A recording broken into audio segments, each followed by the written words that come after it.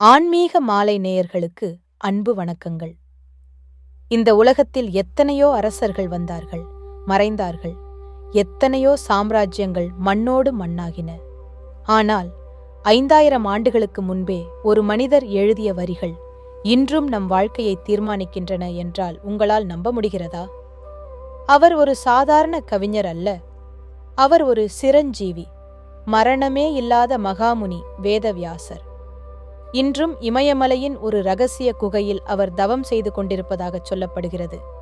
ஒரு மீனவ பெண்ணின் மகனாக பிறந்தவர் எப்படி அகிலம் போற்றும் ஞானியானார்? மகாபாரத போரை அவரே ஏன் எழுதினார்? வாருங்கள், காலப்பயணத்தில் பின்னோக்கிச் செல்வோம். ஆயிரக்கணக்கான ஆண்டுகளுக்கு முன்பு யமுனை நதிக்கரையில் சத்யவதி என்ற ஒரு பெண் இருந்தாள். அவள் ஒரு மீனவ பெண்ணாக வளர்ந்தவள். அவள் உடலில் இருந்து எப்போதும் ஒருவித மீன் வாசனை வீசிக்கொண்டே இருக்கும். ஒரு நாள் புகழ்பெற்ற பராசர முனிவர் அவளது படகில் பயணம் செய்தார்.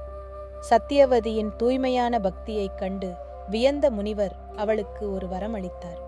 அந்த வினாடியே அவளது மீன் வாசனை மறைந்து பல மைல் தூரம் வீசும் தெய்வீக நறுமணமாக மாறியது. அந்த புனிதமான சேர்க்கையில் பிறந்தவர்தான் கிருஷ்ணத்வைபாயனர். அவர் பிறந்தவுடனே ஒரு ஆச்சரியம் நடந்தது. மற்ற குழந்தைகளைப் போல அழாமல் பிறந்த சில நிமிடங்களிலேயே ஒரு முழு வளர்ச்சி அடைந்த வாலிபராக மாறினார். தன் தாயிடம், அம்மா, எப்போது நீ என்னை நினைக்கிறாயோ அப்போது நான் உன் முன் தோன்றுவேன் என்று கூறிவிட்டு ஞானத்தை தேடி தவம் செய்ய புறப்பட்டார். அவர் கருமை நிறத்தில் இருந்ததாலும் ஒரு தீவில் பிறந்ததாலும் அவருக்கு கிருஷ்ணத்வைபாயனர் என்ற பெயர் வந்தது. அக்காலத்தில் வேதம் என்பது ஒன்றாகவே இருந்தது. அது மிகவும் ஆழமானது. சாதாரண மனிதர்கள் அதை புரிந்து கொள்வது கடினமாக இருந்தது. வரப்போகும் கலியுகத்தில் மனிதர்களின் புத்தி மங்கிவிடும் என்பதை ஞானக்கண்ணால் உணர்ந்தார் கிருஷ்ணத்வைபாயனர். எனவே வேதங்களை 4 பகுதிகளாக பிரித்தார்: ரிக், யஜுர், சாம மற்றும் அதர்வண.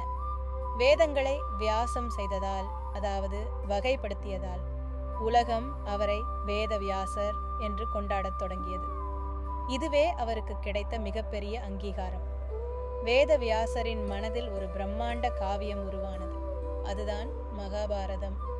1,00,000 ஸ்லோகங்கள் கொண்ட அந்த பெரிய வரலாற்றை எழுத ஒரு தகுதியான எழுத்தாளர் தேவைப்பட்டார். பிரம்மதேவனின் அறிவுரைப்படி அவர் விநாயகப் பெருமானை வேண்டினார். விநாயகர் ஒரு நிபந்தனை விதித்தார்.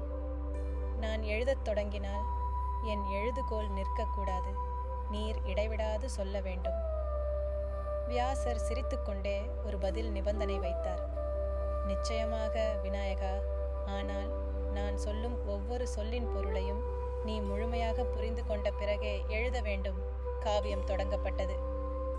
வியாசர் மிகவும் கடினமான பல அர்த்தங்கள் கொண்ட ஸ்லோகங்களை சொல்லுவார். அதன் ஆழமான பொருளை விநாயகர் புரிந்து கொள்ள சில நொடிகளாகும். அந்த இடைவெளியில் வியாசர் அடுத்த 100 ஸ்லோகங்களை தன் மனதில் தயார் செய்வார். இப்படியே விநாயகரின் வேகமும் வியாசரின் விவேகமும் இணைந்து உலகிலேயே நீளமான இதிகாசத்தை படைத்தன. மகாபாரதம் என்பது கதை மட்டுமல்ல, அது வியாசரின் சொந்த கதை. கௌரவர்களும் பாண்டவர்களும் அவருக்கு பேர பிள்ளைகள் முறை. தன் சொந்த வம்சமே ஒருவரை ஒருவர் கொன்று மடிவதை பார்த்த ஒரு கவியின் வலியை உங்களால் கற்பனை செய்ய முடிகிறதா? போரை தடுக்க அவர் எவ்வளவோ முயன்றார். ஆனால் விதி வலியது. இறுதியில் தர்மம் வென்றது. ஆனால் லட்சக்கணக்கான உயிர்கள் பறிபோயின. அந்த போரின் ஒவ்வொரு துளியையும், ஒவ்வொரு ரகசியத்தையும் மகாபாரதத்தில் பதிவு செய்தார் வியாசர். இதில் இல்லாதது வேறு எங்குமே இல்லை என்று அவரே கூறினார். கிருஷ்ண அவதாரம் முடிந்து கலியுகம் தொடங்கியது. ஆனால் வியாசர் மறையவில்லை. அவர் 7 சிரஞ்சீவிகளில் ஒருவர். இன்றும் இமயமலையின் மனா கிராமத்தில் உள்ள வியாச குகை ஒரு புனித தலமாக போற்றப்படுகிறது.